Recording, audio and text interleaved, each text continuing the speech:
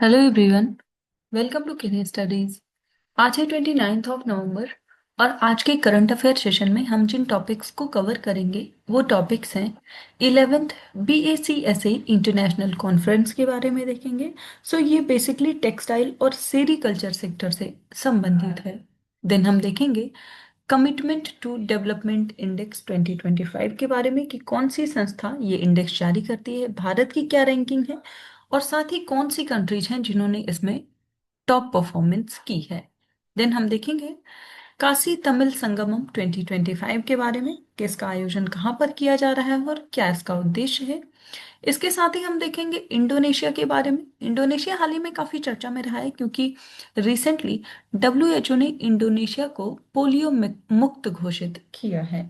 Then हम देखेंगे मेरठ बिगुल के बारे में। ये एक इंस्ट्रूमेंट है जिसको हाल ही में GI टैग प्रदान किया गया है और इसका कुछ मिलिट्री से भी संबंध है, इसलिए हम इसके बारे में देखेंगे। साथ ही हम देखेंगे एक्सरसाइज सूर्य किरण के बारे में, किसका आयोजन कहाँ पर किया जा रहा है, कौन सी दो कंट्रीज हैं जो इससे संबंधित हैं, और लास्ट में हम देखेंगे इम्पैक्ट राइज इनिशिएटिव के बारे में जो कि शुरू किया गया है IIT खड़गपुर के द्वारा।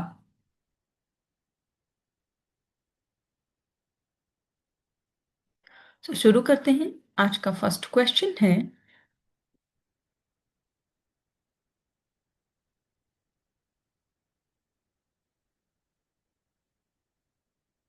India participated in the 11th BACSA International Conference to enhance cooperation in textile and sericulture with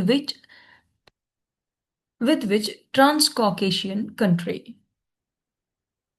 यहाँ पर आपसे पूछा जा रहा है कि भारत ने किस ट्रांसकॉकेशियन देश के साथ कपड़ा और रेशम उत्पादन में सहयोग बढ़ाने के लिए 11th BACA अंतर्राष्ट्रीय सम्मेलन में भाग लिया है। आपके ऑप्शंस हैं अर्मेनिया, जॉर्जिया, अजरबैजान या फिर Turkey.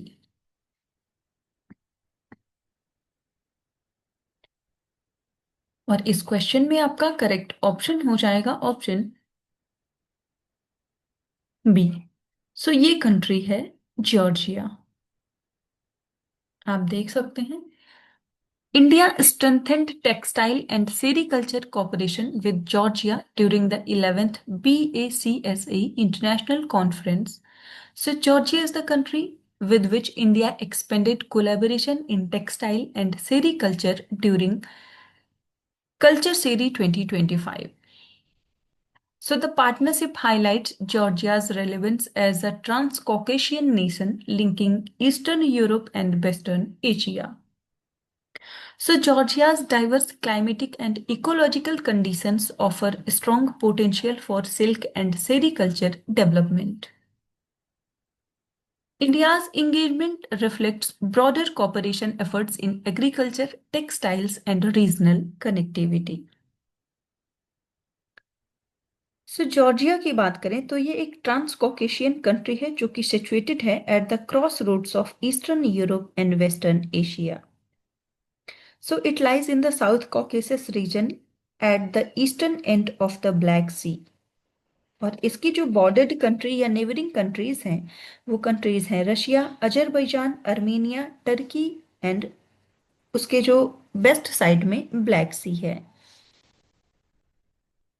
Georgia is dominated by the mountainous terrain, especially the Greater Caucasus in the north and the Lesser Caucasus in the south. And the country's forest, covering over one-third of its land area, includes oak, beech, fir, and alpine vegetation।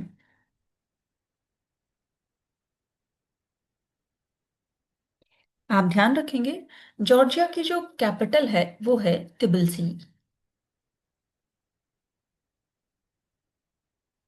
बढ़ते हैं next question की ओर।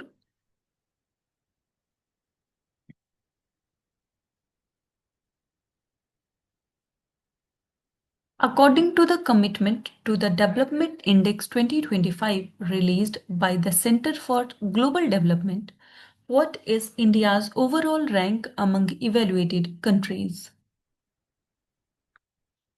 यहाँ पर आपसे पूछा जा रहा है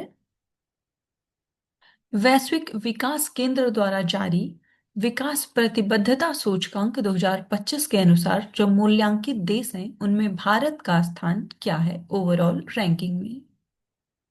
आपके ऑप्शंस हैं 29th, 31st, 36th या फिर 38th।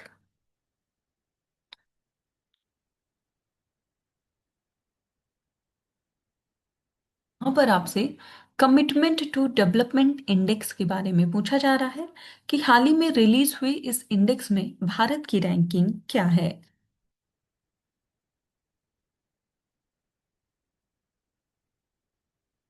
इस क्वेश्चन में आपका करेक्ट ऑप्शन हो जाएगा ऑप्शन सी। सो इसमें इंडिया की रैंकिंग है 36। आप देख सकते हैं India's overall rank in CDI 2025 is 36th among evaluated major global economies. So the ranking reflects mixed performance across 8 policy pillars, and India's strongest area was environment, where it ranked 8th globally, and India's weakest indicators were trade and finance, both ranked 38।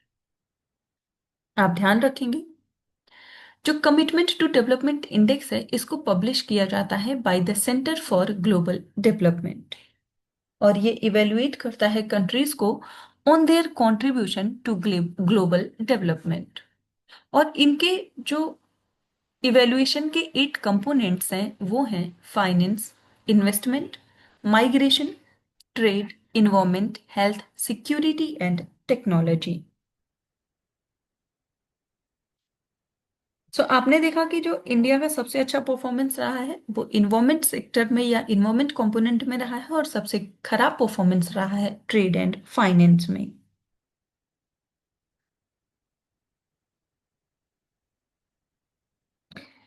इसके साथ ही अगर हम top performing countries की बात करें तो जिन countries ने सबसे अच्छा परफॉर्म किया है वो कंट्रीज हैं स्वीडन, जर्मनी, नॉर्वे, फिनलैंड और United kingdom.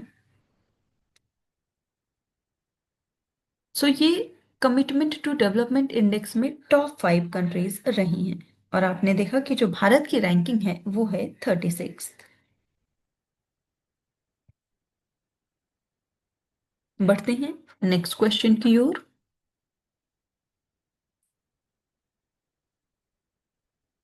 What is the theme of the fourth edition of the Kasi Tamil Sangamam scheduled from 2nd to 10th of December 2025?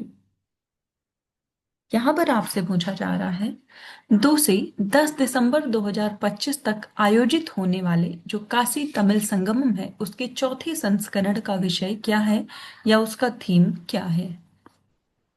आपके ऑप्शंस हैं Tamil Kashi cultural bridge, second learn Tamil Tamil Karkalam, third Sangam of civilisations या फिर एक भारत श्रेष्ठ Bharat cultural यात्रा।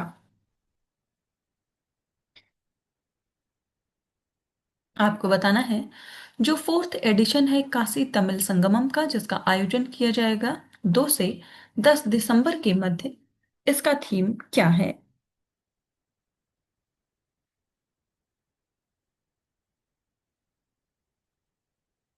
और इस question में आपका करेक्ट ऑप्शन हो जाएगा ऑप्शन बी। सो इस वर्ष की थीम है लर्न तमिल तमिल करिकुलम। आप देख सकते हैं The Ministry of Education will organize the fourth edition of Kasi Tamil Sangamam from 2nd to 10th of December 2025 under the theme Learn Tamil Tamil Curriculum. So it emphasizes Tamil language learning and deeper cultural exchange between Tamil Nadu and Kashi. So Kasi 4.0, sorry, Kashi Tamil Sangamam 4.0 continues under the vision of Ek Bharat Shrestha Bharat to strengthen civilizational and cultural bonds. The event highlights shared heritage through seminars, heritage walks, cultural performances, and academic interactions. And the theme aligns with the initiative's goal of promoting linguistic diversity and reconnecting people with India's ancient cultural roots. सो ये जो कासिल तमिल संगमम है, it will bring over 1400 delegates from Tamil Nadu across 7 thematic groups. And it offers immersive visits to Varanasi, Prayagraj, and Ayodhya.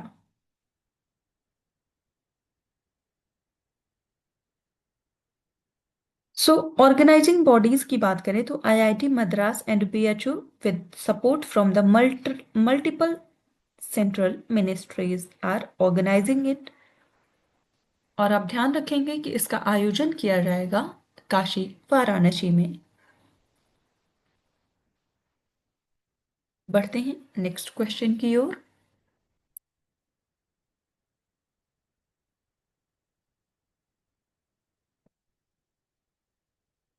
Which Southeast Asian country has been officially declared polio free by the World Health Organization after ending its poliovirus type 2 outbreak? यहाँ पर आपसे पूछा जा रहा है, विश्व स्वास्थ्य संगठन ने किस दक्षिण पूर्व एशियाई देश को पोलियो वायरस टाइप 2 के प्रकोप को समाप्त करने के बाद आधिकारिक तौर पर पोलियो मुक्त घोषित किया है? आपके ऑप्शंस हैं इंडोनेशिया, मलेशिया, फिलीपींस या फिर वियतनाम।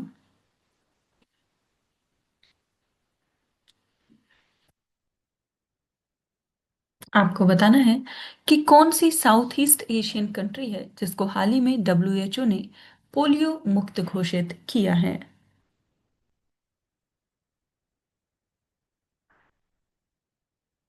और इस क्वेश्चन में आपका करेक्ट ऑप्शन हो जाएगा ऑप्शन ए। सो ये कंट्री है इंडोनेशिया। आप देख सकते हैं WHO officially declared Indonesia polio free after confirming no polio virus detection since June 2024. So, nearly 60 million additional vaccine doses were administered nationwide, and the outbreak began in October 2022 with the first case detected in A. So, independent assessments confirmed high quality outbreak response and transmission closures. सो आप ध्यान रखेंगे जो polio है वो एक viral disease है जो कि अफेक्ट करती है नर्वस सिस्टम को। And it can also cause paralysis mainly in childrens under 5 years। So आप ध्यान रखेंगे हाल ही में डब्ल्यूएचओ ने इंडोनेशिया को पोलियो मुक्त घोषित किया है।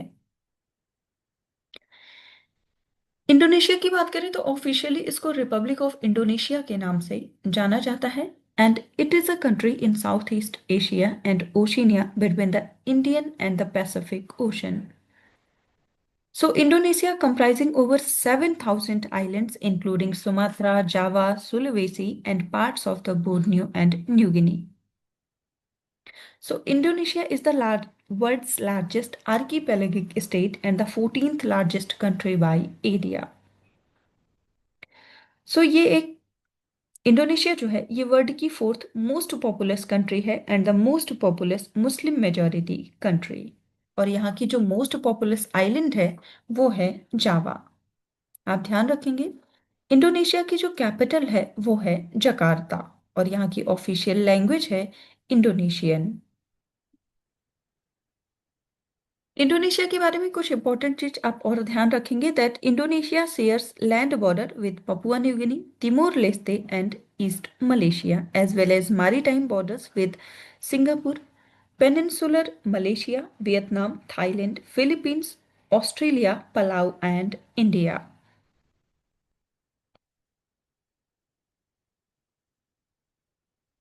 बढ़ते हैं नेक्स्ट क्वेश्चन की ओर।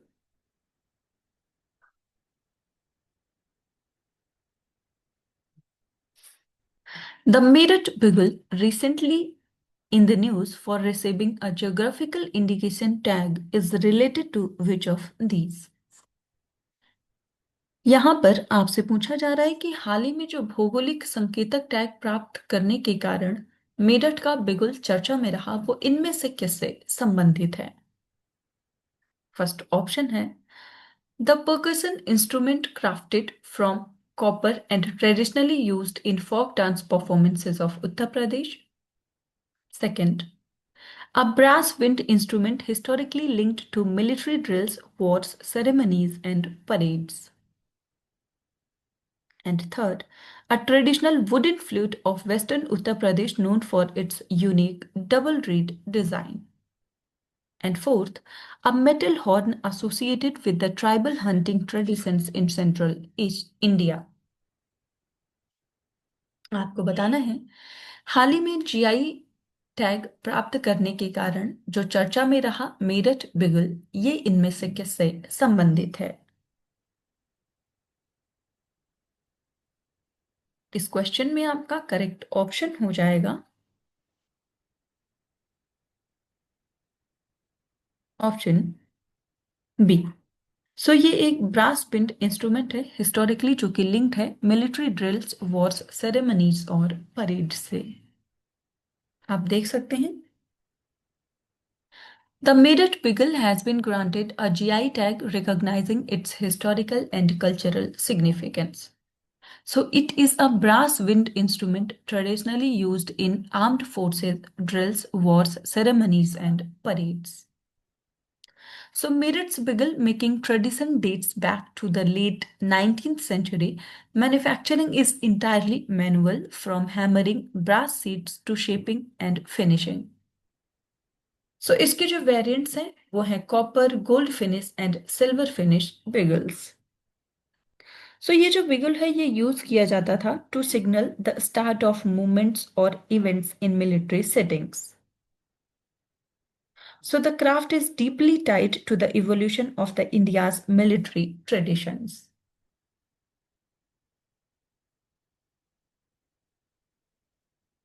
बढ़ते हैं नेक्स्ट क्वेश्चन की ओर।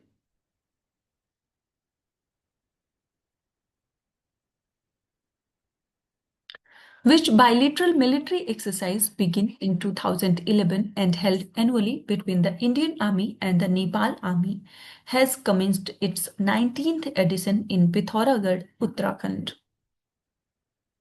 यहाँ पर आपसे पूछा जा रहा है, 2011 में शुरू हुआ और भारतीय सेना और नेपाल सेना के बीच प्रतिवर्ष आयोजित होने वाला कौन सा द्विपक्षीय सैन्य अभ्यास उत्तराखंड के पिथौरागढ़ में अपना 19वां संस्करण शुरू किया है? आपके ऑप्शंस हैं मैत्री, सूर्य किरण किरण, गरुण शक्ति या फिर मित्र शक्ति।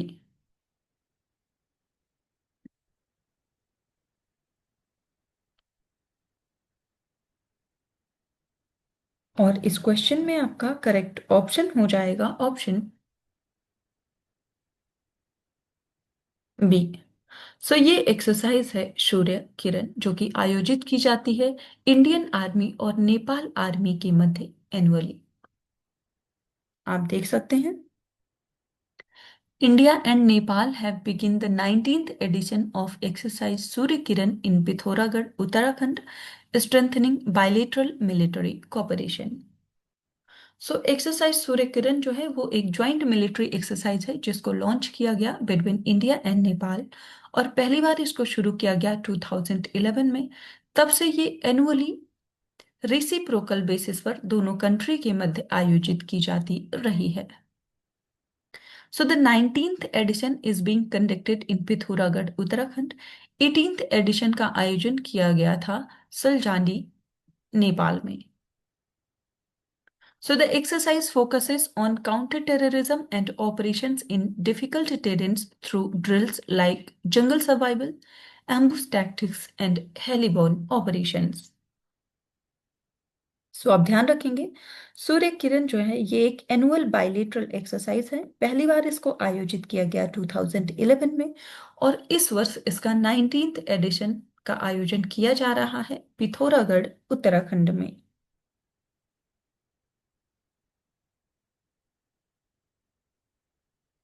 बढ़ते हैं नेक्स्ट क्वेश्चन की ओर।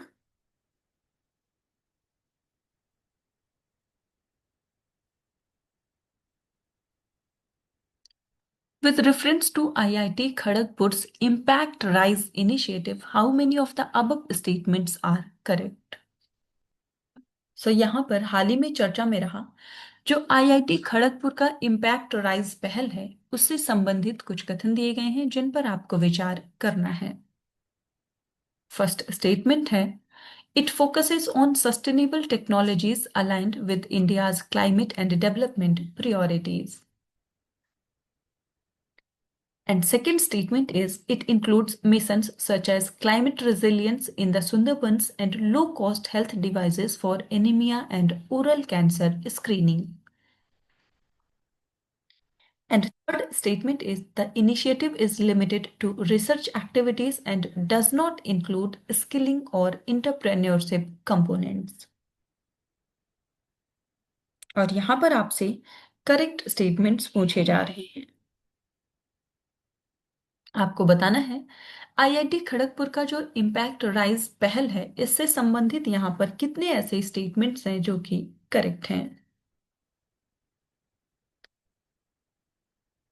और इस क्वेश्चन में आपका करेक्ट ऑप्शन हो जाएगा option B.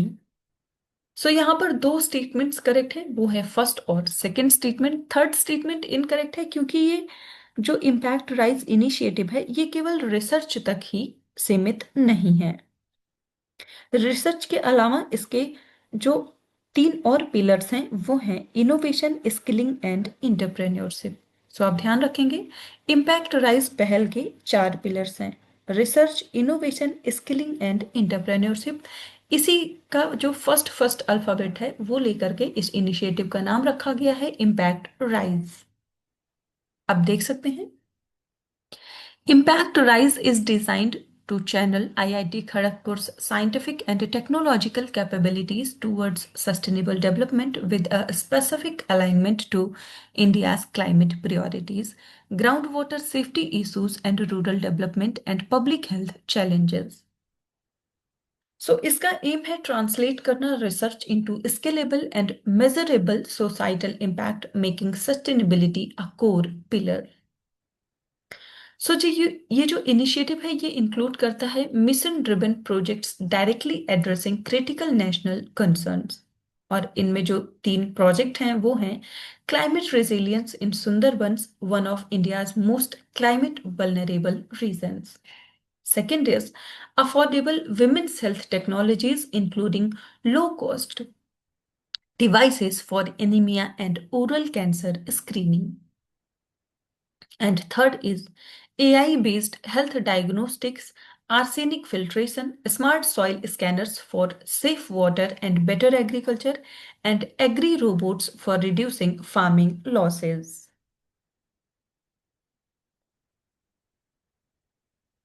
So these missions highlights the initiatives focus on both technological innovation and community level application. ये जो इम्पैक्ट राइज इनिशिएटिव है ये रिस्ट्रिक्टेड नहीं है रिसर्च तक के लिए। चार पिलर्स आपने देखा इसके हैं जो कि है research, innovation, skilling and entrepreneurship. इसका जो इंटीग्रेटेड अप्रोच एम है वो है train students and rural communities to build startup ecosystems, to develop scalable technologies and also to strengthen industry government academia partnership. आप ध्यान रखेंगे हाल ही में चर्चा में रही ये जो इम्पैक्ट राइज इनिशिएटिव है ये संबंधित है आईआईटी खड़गपुर से।